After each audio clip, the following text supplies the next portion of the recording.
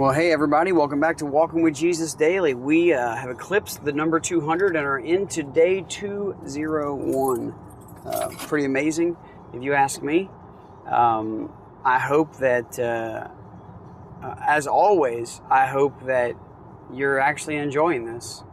I hope that you're challenged by this. I hope that you're convicted by this. I hope that you stick with it. I hope that you persevere. I hope that you endure. These are all words that are used in the Bible to describe the life of what it's like to be a disciple of Jesus, what it's like to be a Christian. Remember, they were only called Christians in Antioch because they were trying to define what kind of disciple true followers of Jesus were. Okay? It's not, this word Christian is being tossed around, and it's not true. It's not true at all. Most of the Christians that I know are not disciples of Jesus. And this is not a slam against you. It's personal as well. If you call yourself a Christian, what you're actually calling yourself is a disciple of Jesus. And if you're calling yourself a disciple of Jesus, you're saying that you model your whole life after Jesus. And it's not a coincidence at all that this segues into today's lesson. And I'm actually kind of laughing inside right now as I'm looking at the title of it. God has a way of doing that. He has a way of leading discussions into the way. I love to pray right before going into the lesson and to praise right before going into the lesson because I feel filled up and I know that I'm not there. And that is the biggest blessing to me, is to be non-existent.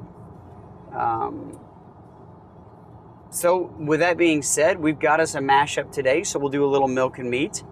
For those of you that enjoy the milks and the meats, this will be for you, day 201, day 141 in our daily walk.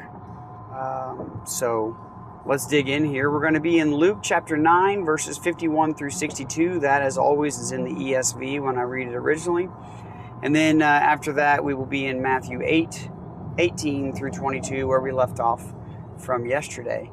Do you guys remember where we left off from yesterday? It is important to remember where we're at and what we're talking about. Because if you don't, this won't make sense to you. Okay? Remember, Jesus' brothers did not believe him. And they were kind of taunting him to go and show his powers. And why would he hide if he's wanting to be made known who he is and what he does? And it says that he stayed behind in Galilee while his brothers went to the Feast of Booths. This was the feast in October, so we got a time frame. The three feasts that they went to: Passover, Pentecost, Feast of Booths, right? All right, so let's dig into our reading. Please pray, please serve, please be selfless, please praise. Your spirit desires these things. If you don't do it, who's going to do it? If you don't pray, who's going to do it? If you don't serve, who's going to do it? Right? Okay. Let's do this. When the days drew near for him to be taken up, he set his face to go to Jerusalem.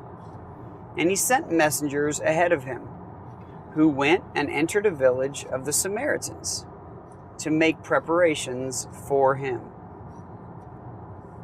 But the people did not receive him because his face was set toward Jerusalem.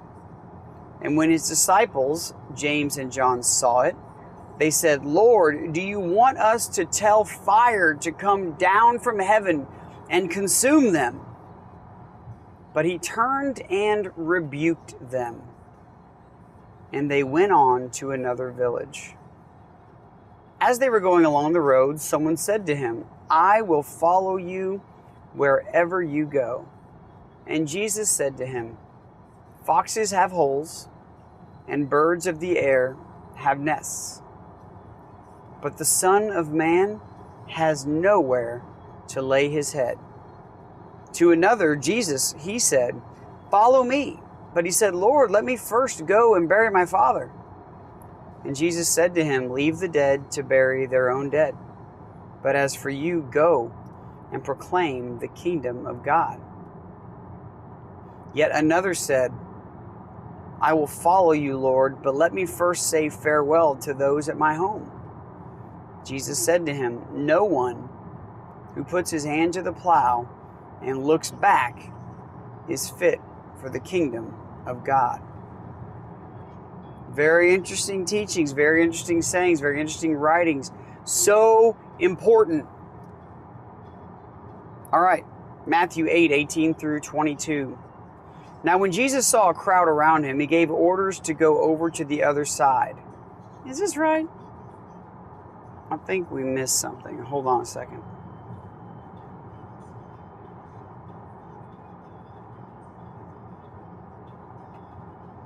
Well, I was wrong. So this is right. Let's keep going. It says, now when Jesus saw a crowd around him, he gave orders to go over to the other side. And a scribe came up and said to him, "Teacher, I will follow you wherever you go." And Jesus said to him, "Foxes have holes,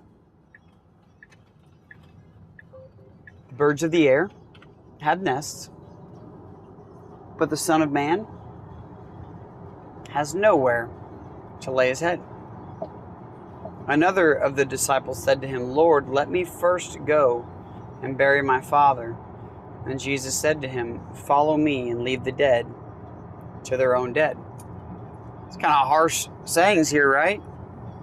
Like, how does Jesus not have any? I thought Jesus had compassion. Where did his compassion go? What do these things mean? The dead bury the dead. What do these things mean?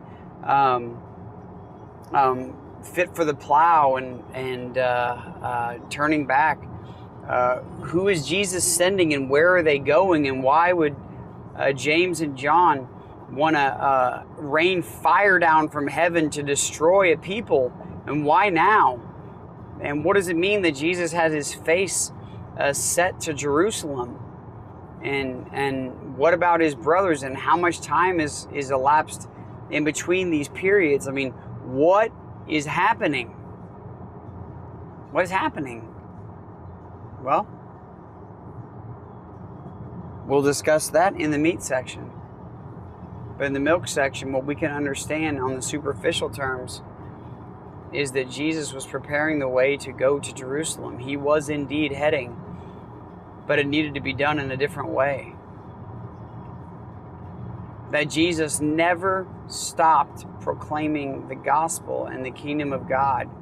And that Jesus called other people, and when he called them, they made excuses. Do you make excuses?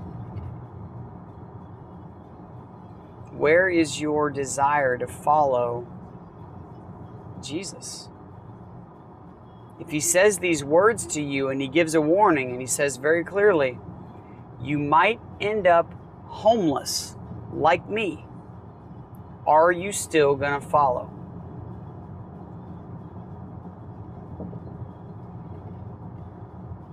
What's your answer? What if he says you'll lose everything?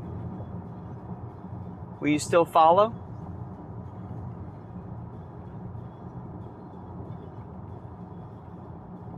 What if he calls you in the middle of a great career that you've got to get started and you really can't, you really don't have time right now for this. Let me finish this first and then I'll follow you with all of my heart. It's a lie. You won't.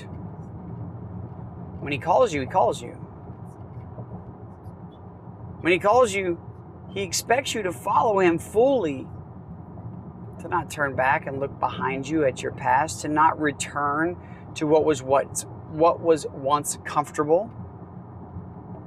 He becomes your refuge, your comfort, and your peace. He becomes your joy and who you love more than anything and anyone. All right, guys.